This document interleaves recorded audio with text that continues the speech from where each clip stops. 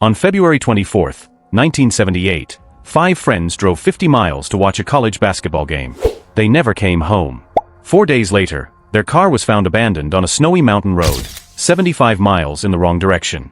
The engine worked. The gas tank was nearly full. What made 5 men leave a perfectly functioning vehicle and walk into a freezing wilderness? The 5 men were known around Yuba County as the Boys. They bowled together. They danced together. They played basketball together. For had intellectual disabilities. 1. Gary Mathias was being treated for paranoid schizophrenia. Jack Madruga was 30 years old. A Vietnam veteran, he'd used his military pay to buy a 1969 Mercury Montego, a car he cherished. His mother later said there was no reason he would have driven that car up a bad mountain road. He respected it too much. Ted Weiher, 32, lived with his mother. He'd asked her to wash his new white sneakers so they'd be ready for a basketball tournament the next morning. Bill Sterling, 29, was deeply religious. He spent hours at the library researching how to help people with disabilities. Jackie Hewitt was the youngest at 24. He lived on a farm and loved his beagle, Bo. Gary Mathias had joined the group a few months earlier. He'd been discharged from the army and diagnosed with schizophrenia, but he'd been taking his medication consistently and was doing well. On that Friday night, they piled into Madruga's Mercury and drove to Chico State to watch a basketball game. Afterward, they stopped at a convenience store for snacks. Then they started the drive home. They never arrived. When they didn't return that night, their families assumed they'd stayed with friends. By Sunday, they called the police. On February 28, 4 days after they vanished, search teams found Madruga's Mercury. It was parked on a remote dirt road in the Plumas National Forest, 75 miles east of where they should have been. The car was stuck in snow, but it could have been pushed free. The engine started. The gas tank was nearly full. Inside, investigators found the men's personal belongings. Jackets. Snacks. Nothing suggested violence. The question was immediate and obvious. Why did they leave the car? They were in the Sierra Nevada mountains in February. The temperature that night dropped well below freezing. Snow covered the ground. Survival meant staying with the vehicle.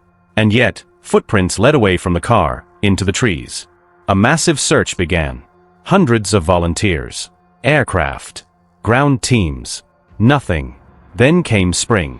The snow melted. On June 4, 1978, motorcyclists found a U.S. Forest Service trailer deep in the forest. Inside was Ted Weiher. He was dead, but he hadn't died quickly. He had been clean-shaven the night he disappeared. When they found him, he had a full beard. He'd been alive for weeks, possibly months. He weighed about 100 pounds less than when he'd left. The trailer was stocked with sea rations, dehydrated food, a propane heater, blankets, warm clothing, and matches. Enough supplies to keep a person alive through the winter. Much of it was untouched. Weiher didn't use the heater. He didn't eat the food. He starved to death surrounded by supplies that could have saved him. On June 5, searchers found the skeletal remains of Jack Madruga and Bill Sterling, about 12 miles from the car. On June 7, they found Jackie Hewitt's remains. All 3 had died of hypothermia. Gary Mathias was never found. But investigators found Mathias's shoes inside the trailer where Weiher died. That meant Mathias had been there too, at some point. Then a local man named Joe Shones came forward. He'd been stuck in his own car on the same mountain road the night the men disappeared. He saw flashlights outside his vehicle. People moving in the darkness. He called out for help. The lights went out. The people went silent, so what happened? Theory 1. Disorientation and panic. The men became lost in the snow, panicked, and abandoned the car. They walked into the wilderness seeking shelter. But this doesn't explain why they left a working vehicle in the first place. Theory 2. Fear of being found. Some have suggested the men, particularly Mathias, with his schizophrenia, may have experienced paranoia. Perhaps they feared someone was following them. But Mathias had been stable on medication for some time. Theory 3. Mechanical trouble. The car was stuck in snow, but it was in good working order and could have been pushed free. Madruga knew his car well. His mother said he would never have risked damaging it on a bad road. Theory 4. Foul play. The Yuba County Sheriff's Office has reportedly considered Mathias a victim of foul play. But no evidence of a perpetrator has ever emerged. Theory 5. A tragic chain of decisions. Author Tony Wright, who spent 4 years researching the case, suggests the most likely explanation is a cascade of poor decisions made in the dark and cold. Disorientation. The snow. The darkness. Fear. One wrong turn led to another, until it was too late. Each theory has problems. Each leaves questions unanswered. But here's what haunts investigators. Ted Weiher survived for weeks inside that trailer. He had food. He had a heater. He had blankets and warm clothing.